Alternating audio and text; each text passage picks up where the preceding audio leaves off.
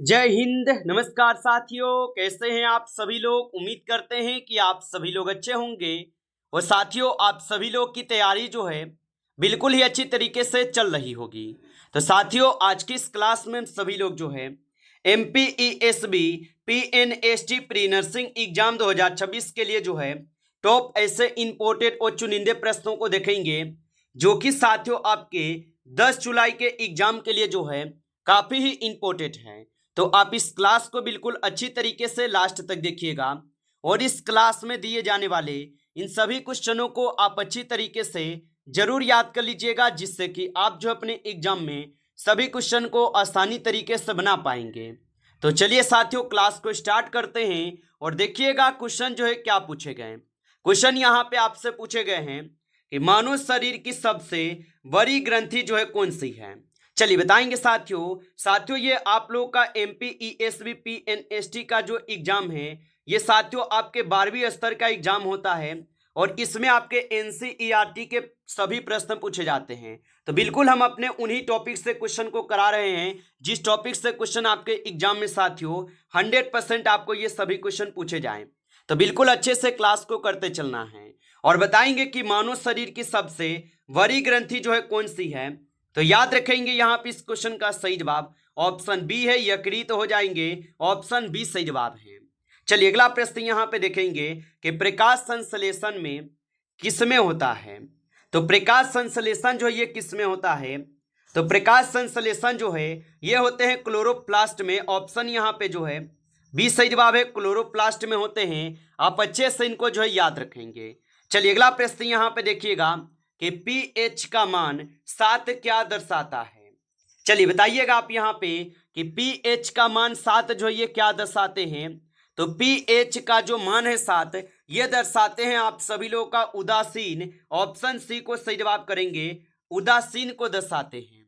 अगला प्रश्न यहाँ पे देखिएगा और यहाँ पे प्रश्न है कि SI पद्धति में बल की इकाई जो है क्या है। चलिए बताइएगा आप यहाँ पे कि SI पद्धति में बल की इकाई क्या होगा। तो SI पद्धति में बल की इकाई जो है न्यूटन होता है। ऑप्शन बी को सही जवाब कीजिएगा, न्यूटन होगा, याद रख लीजिएगा इनको। चलिए अगला प्रश्न यहाँ पे है कि सोडियम का रासायनिक संकेत जो है क्या है। चलिए बताएंगे आप यहाँ पे कि सोडियम का रासायनिक संकेत क्या होगा। तो सोडियम का रासायनिक संकेत होता है Na। ऑप्शन यहाँ पे सी सही जवाब है, Na होगा। चलिए अगला प्रश्न यहाँ पे देखेंगे। क्वेश्चन दिए गए हैं कि विटामिन सी का रासायनिक नाम जो है क्या है। चलिए बताइएगा आप यहाँ पे कि विटामिन सी का रासायनिक नाम क्या होगा। तो विटामिन सी का जो रासायनिक नाम है ये एस्कॉर्बिक अम्ल हो जाएंगे। ऑप्शन यहाँ पे आप लोग का बी जो है सही जवाब होगा, एस्कॉर्बिक अम्ल होगा। अच्छे से इनको याद रखेंगे। चलिए अगला प्रश्न यहाँ पे देखिएगा और यहाँ पे प्रश्न पूछे गए LPG का मुख्य घटक जो है क्या है। चलिए बताइएगा आप यहाँ पे कि LPG का मुख्य घटक क्या होगा मेरे भाई। तो LPG का मुख्य घटक होता है यहाँ पे क्या। तो यहाँ पे इस क्वेश्चन का आप सही जवाब ऑप्शन जो है यहाँ पे डी कीजिएगा। यहाँ पे ऑप्शन डी सही जवाब हो जाएंगे। आप अच्छे से इनको याद रख लीजिएगा। चलिए अगला प्रश्न यहाँ पे देखेंगे। प्रश्न पूछे गए हैं कि आवर्त सारणी का निर्माण जो है ना किसने किया है। चलिए बताइएगा। और साथियों, आप अभी तक इस क्लास को लाइक नहीं किए हैं तो क्लास को एक बार आप लाइक कर लीजिएगा। नए हैं आप इस चैनल पे तो चैनल को भी सब्सक्राइब करके ऑल नोटिफिकेशन को ऑल पे दबा के जुड़ जाइए, जिससे कि जब भी कोई नई क्लास हो सबसे पहले क्लास का नोटिफिकेशन आपके पास पहुंच सके। तो चैनल को सब्सक्राइब जो है जरूर कर लीजिएगा। और बताएंगे कि आवर्त सारणी का निर्माण जो है किसने किया। तो आवर्त सारणी का निर्माण किए थे मेंडेलीफ। ऑप्शन यहाँ पे सी सही जवाब है, मेंडेलीफ किए थे। चलिए अगला प्रश्न यहाँ पे देखेंगे और यहाँ पे 9th क्वेश्चन है कि RNA में कौन सा नाइट्रोजन क्षारक पाया जाता है जो DNA में नहीं होता है। तो याद रखेंगे RNA में कौन सा नाइट्रोजन क्षारक पाया जाता है जो DNA में नहीं होता है।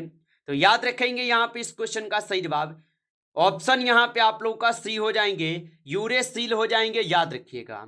चलिए अगला प्रश्न यहाँ पे देखेंगे। मनुष्य में रक्त समूह की खोज जो है किसने की थी।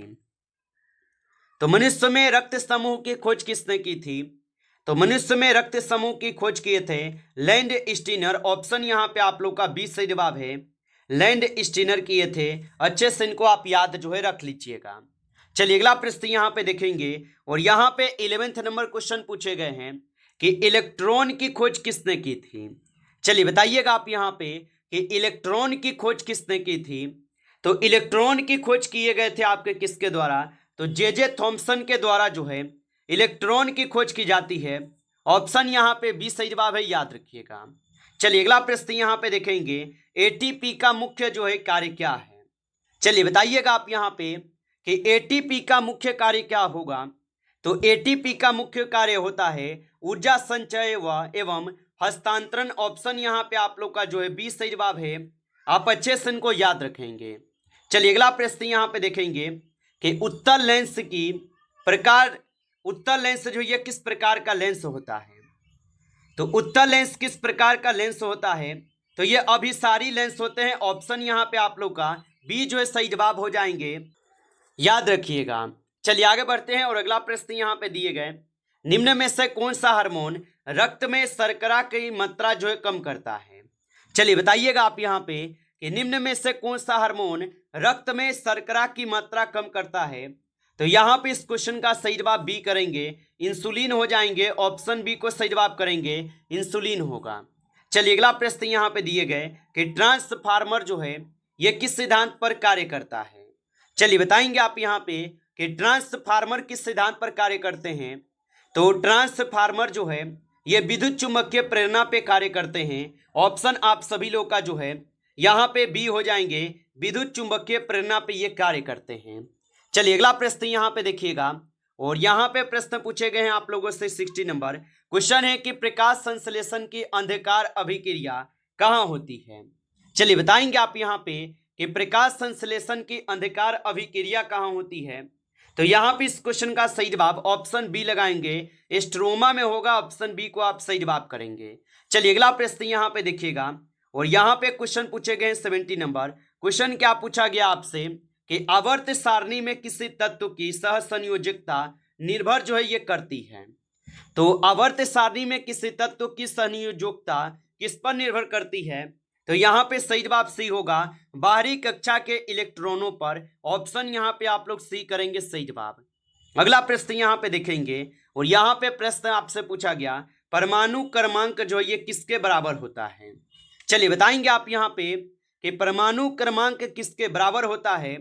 तो परमाणु क्रमांक जो है ये होते हैं प्रोटोनों की संख्या के बराबर। ऑप्शन ए को सही जवाब करेंगे, प्रोटोनों की संख्या के बराबर होगा। चलिए अगला प्रश्न यहाँ पे है और यहाँ पे प्रश्न पूछे गए 90 नंबर क्वेश्चन है कि रासायनिक अभिक्रिया में उत्प्रेरक का कार्य जो है क्या है। तो रासायनिक अभिक्रिया में उत्प्रेरक का जो कार्य होगा इसका कार्य होता है अभिक्रिया की गति बढ़ाना। ऑप्शन यहाँ पे आप लोग का 20 सही जवाब है, अभिक्रिया की गति बढ़ाना। चलिए अगला प्रश्न यहाँ पे देखेंगे निम्न में से कौन सा एंजाइम प्रोटीन के पाचन में सहायक है। चलिए बताएंगे आप यहाँ पे कि निम्न में से कौन सा एंजाइम प्रोटीन के पाचन में सहायक है। तो यहाँ पे 20 नंबर क्वेश्चन का सही जवाब ऑप्शन सी कीजिएगा, पेप्सिन हो जाएंगे। ऑप्शन आपका सी जो है यहाँ पे सही जवाब होगा, पेप्सिन होगा। चलिए अगला प्रश्न यहाँ पे देखेंगे और यहाँ पे 21 क्वेश्चन है मनुष्य में श्वसन का मुख्य अंग जो है कौन सा है। चलिए बताइएगा आप यहाँ पे कि मनुष्य में श्वसन का मुख्य अंग कौन सा होगा। तो मनुष्य में श्वसन का मुख्य अंग होता है फेफड़ा। ऑप्शन यहाँ पे बी कीजिएगा सही जवाब, फेफड़ा हो जाएंगे। चलिए अगला प्रश्न यहाँ पे है और यहाँ पे प्रश्न है कि रक्तचाप मापने के यंत्र को क्या कहते हैं। चलिए बताइएगा आप यहाँ पे कि रक्तचाप मापने के यंत्र को क्या कहते हैं। तो रक्तचाप मापने के यंत्र को जो है यहाँ पे बोला जाता है स्पिग्मोमेनोमीटर। ऑप्शन बी को आप सही जवाब करेंगे। चलिए अगला प्रश्न यहाँ पे देखेंगे क्वेश्चन है कि निम्न में से कौन सा यहाँ पे रोग वायरस के कारण जो है होता है। चलिए बताइएगा आप यहाँ पे निम्न में से कौन सा रोग है जो कि वायरस के कारण होता है। तो वायरस के कारण होने वाला रोग यहाँ पे कौन है। तो एड्स जो है यहाँ पे इस क्वेश्चन का बिल्कुल सही जवाब होगा। अगला प्रश्न यहाँ पे देखेंगे 24 क्वेश्चन है पौधों में गैसों का आदान प्रदान किसके द्वारा जो है होता है। चलिए बताइएगा आप यहाँ पे कि पौधों में गैसों का आदान प्रदान किसके द्वारा होता है। तो पौधों में गैसों का आदान प्रदान होते हैं रंध्र द्वारा। ऑप्शन आपका सी जो है सही जवाब है, रंध्र द्वारा होते हैं। आप अच्छे से इनको जो है याद कर लीजिएगा। चलिए अगला प्रश्न यहाँ पे देखेंगे।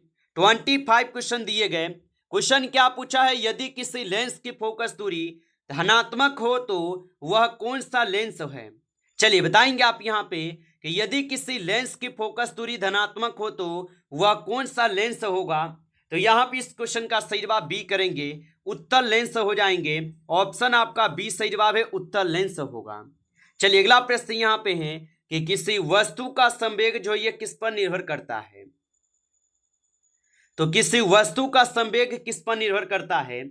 तो किसी वस्तु का संवेग जो है ये निर्भर करते हैं आपके किस पे, तो ये करते हैं द्रव्यमान और वेग दोनों पे। ऑप्शन यहाँ पे सी कीजिएगा, द्रव्यमान और वेग दोनों पे करते हैं। चलिए अगला प्रश्न यहाँ पे देखिएगा। 27 क्वेश्चन पूछे गए हैं। यदि किसी वस्तु पर कोई बाहरी बल न लगे हो तो वो किस नियम का पालन करेगी। चलिए बताएंगे आप यहाँ पे कि यदि किसी वस्तु पर कोई बाहरी बल न लगे तो वह किस नियम का पालन करेगी। तो आप बताएंगे वह करेंगे न्यूटन के प्रथम नियम का कार्य पालन। ऑप्शन ए सही जवाब है। चलिए अगला प्रश्न यहाँ पे देखेंगे और यहाँ पे 28 क्वेश्चन आपसे पूछे गए हैं। दर्पण में वस्तु से बड़ा प्रतिबिंब कौन सा दर्पण बनाता है। तो याद रखेंगे आप कि दर्पण में वस्तु से बड़ा प्रतिबिंब जो है कौन सा दर्पण बनाता है। तो यहाँ पे 28 क्वेश्चन का सही जवाब जो है सी हो जाएंगे, अवतल दर्पण बनाते हैं। ऑप्शन यहाँ पे सी सही जवाब है, अवतल दर्पण। चलिए अगला प्रश्न यहाँ पे देखेंगे। क्वेश्चन दिए गए हैं कि सबसे अधिक विद्युत ऋणात्मक तत्व जो है कौन सा है।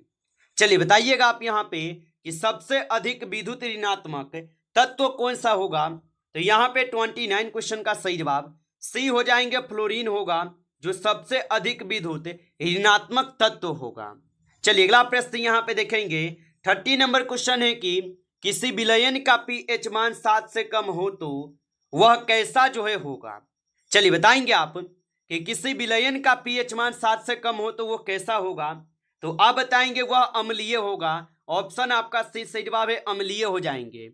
अगला प्रश्न यहाँ पे दिए गए और यहाँ पे प्रश्न पूछा है कि धारा का चुंबकीय प्रभाव जो ये किसने खोजा था। तो याद रखेंगे धारा का चुंबकीय प्रभाव जो है किसके द्वारा खोजे गए। तो धारा का चुंबकीय प्रभाव खोजे गए थे आपके किसके द्वारा। तो यहाँ पे 31 का सही जवाब बी हो जाएगा। चलिए अगला प्रश्न यहाँ पे देखिएगा। 32 नंबर क्वेश्चन दिए गए हैं। क्वेश्चन क्या है कि निम्न में से कौन सा धातु सामान्य ताप पर द्रव्य अवस्था में रहता है। चलिए बताएंगे कि निम्न में से कौन सा धातु सामान्य ताप पर द्रव्य अवस्था में रहता है। तो यहाँ पे याद रखेंगे पारा हो जाएगा। ऑप्शन यहाँ पे आपके जो है 20 सही जवाब है, पारा होगा, याद रखेंगे। चलिए अगला प्रश्न यहाँ पे है। निम्न में से कौन सा एक कार्बनिक यौगिक है। चलिए बताएंगे आप निम्न में से कौन सा एक कार्बनिक यौगिक है। तो यहाँ पे CHSO2 जो है CH4 जो ये आप सभी लोगों का कार्बनिक यौगिक होगा। ऑप्शन सी सही जवाब है। चलिए अगला प्रश्न यहाँ पे देखेंगे और यहाँ पे प्रश्न पूछे गए। जल में डूबी वस्तु पर ऊपर की ओर लगने वाले बल को क्या कहते हैं। तो जल में डूबी वस्तु पर ऊपर की ओर लगने वाले बल को जो है यहाँ पे क्या कहते हैं। तो इसे कहते हैं उत्प्लावन बल। ऑप्शन यहाँ पे बी जो सही जवाब है, उत्प्लावन बल इसे कहते हैं। चलिए अगला प्रश्न यहाँ पे देखेंगे। यहाँ पे प्रश्न पूछा है कि परमाणु के केंद्र में क्या जो है पाया जाता है। चलिए बताइएगा आप यहाँ पे कि परमाणु के केंद्र में क्या पाए जाते हैं। तो परमाणु के केंद्र में पाए जाते हैं नाभिक। ऑप्शन यहाँ पे सी सही जवाब होगा, नाभिक पाए जाते हैं। नमस्कार साथियों, इस क्लास में जो है टॉप 35 क्वेश्चन थे जो काफ़ी इंपॉर्टेंट क्वेश्चन थे। साथियों यदि आपको क्लास अच्छा लगा हो तो क्लास को लाइक करेंगे। नए जुड़े हैं आप इस चैनल पे तो चैनल को सब्सक्राइब करके ऑल नोटिफिकेशन को ऑल पे दबा के जुड़ जाइए, जिससे कि जब भी कोई नई क्लास हो सबसे पहले क्लास का नोटिफिकेशन आपके पास पहुंच सके। तो आप इस चैनल को सब्सक्राइब कर लीजिएगा। चलिए फिर मिलते हैं आपसे एक नेक्स्ट टॉपिक के साथ नेक्स्ट क्लास में। तब तक के लिए जय हिंद, जय भारत।